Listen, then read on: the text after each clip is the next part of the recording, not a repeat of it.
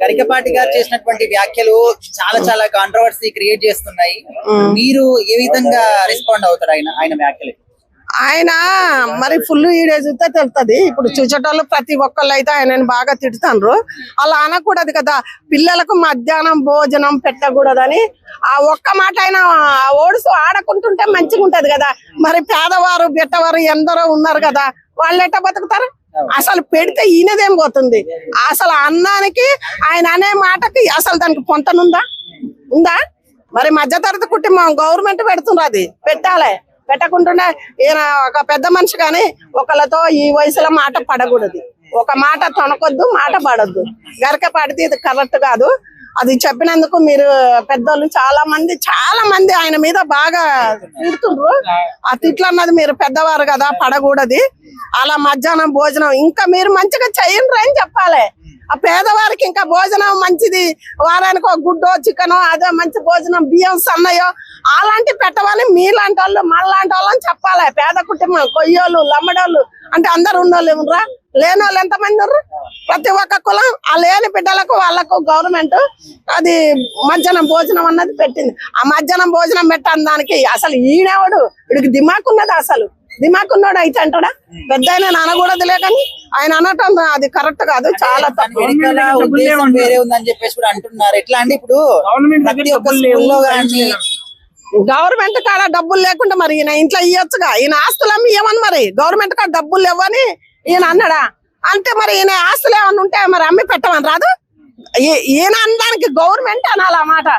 ఒక ప్రభుత్వం మా కాడ ఇది బడ్జెట్ లేదు మేము పెట్టమని చెప్తే అది ఎవరైనా గవర్నమెంట్ ని వీళ్ళు బలం ఉంటే అడుక్కుంటారు తల్లిదండ్రి కుటుంబాలు, లేకపోతే లేదు.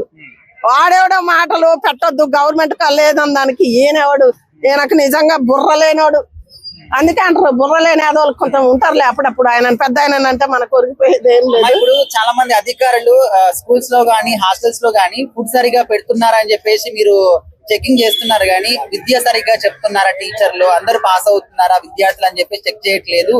సో ఆ ఉద్దేశంతో అన్నారని చెప్పేసి అంటే ఆయన రెండు ఇప్పుడు ఆయన ఏంటంటే పిల్లగాళ్ళు అందరూ ఫెయిల్ అయిపోతుండ్రు కదా, వాళ్ళు ఎలా చదువుతారు ఏం చదువుతారు మీరు అది తెలుసుకోమని అది కూడా అనొచ్చు కానీ ఈ మాట అనుకుంటే బాగుండేది కదా. ఇప్పుడు ఫుడ్ మంచిగా పెట్టమని చెప్తే అది కరెక్ట్ లేదు. చదువు చూడాలా, ప్రతి తల్లిదండ్రులు వచ్చి హాస్టల్లో నా పిల్లలు ఏం చెప్తాను మంచిగా చదువుతుండ్రా చదవటం లేదా తింటారా తినటం లేదని చూస్తే బాగుంటది. ఆ మాట అంటే ఆయనకి ఇంకా ఎంతమందో వాళ్ళు ఆయనని మంచిగా అభినందిస్తారు కదా. అది అనకుండా మధ్యాహ్నం భోజనం పెట్టొద్దు, నేను కూడా విన్నా మధ్యాహ్నం భోజనం పెట్టొద్దని ఆయన అనకూడదు. ఎందుకంటే చాలా మంది ఆ మధ్యాహ్నం పిల్లలు భోజనంతో వాళ్ళు బతుకుతుండ్రు. ఇంకా వాళ్ళ గవర్నమెంట్ కూడా ఇంకా మంచి భోజనం బియ్యం గాని కూరలు గాని అంటే రోజు మటన్ చికెన్ కాదు మంచి భోజనం పిల్లలకు పేదవాళ్ళకి అందియాల ప్రభుత్వం. ఎందుకంటే ప్రభుత్వం ఉన్న పిల్లలు పెట్టకుండా లేని వాళ్ళకు మంచిగా చూడు. రేవంత్ రెడ్డి మళ్ళీ 10 ఏళ్ళు వెళ్తాడు, నువ్వు చూడు. ఇప్పుడు మాట్లాడే వాళ్ళందరూ కూడా ప్రభుత్వం ఏదైనా చేయాల్సినటువంటి పనులు చేయకపోతే మాత్రం బయటకు ఎవరు అడగరు, కానీ ఇట్లా బయట వాళ్ళు ఎవరైనా మాట్లాడితే ఎగబడతారని చెప్పేసి కూడా చాలా మంది అంటున్నారు. అవును, మరి ప్రభుత్వం చేసేటోళ్ళని ఎవరన్నా అడుగుతారా? ఇప్పుడు ఎవరో ఒకళ్ళు ముందుకు వచ్చి ఇలా అని అడుగుతారు అనుకో, అడగగానే అందరు అడుగుతారు. అట్లా భయపడే ఎన్ని రోజులు బతుకుతాం?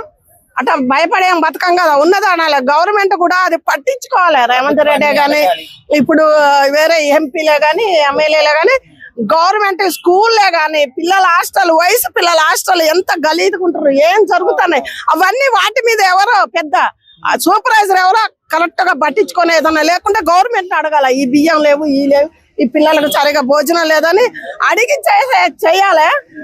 చాలా మంది ఏడుతా ఉంటారు పిల్లలు ఇదా బువ్వ, కానీ అలా చేయకుండా గవర్నమెంట్ వాళ్ళ నోరు కొడితే దేవుడితో సమానం పసిపిల్లలు. పేదవారి కడుపు నింపండి, అదే కోరుకునేది. ఉన్న వాళ్ళకి కాదు, పేదవారి కడుపు నింపండి. పేద బిడ్డల్ని మీరు చూసుకోండి. మళ్ళా రేవంత్ రెడ్డి గారు మీరు మళ్ళీ 10 ఏళ్ళు ఉండాలని మేము అనుకుంటున్నాం.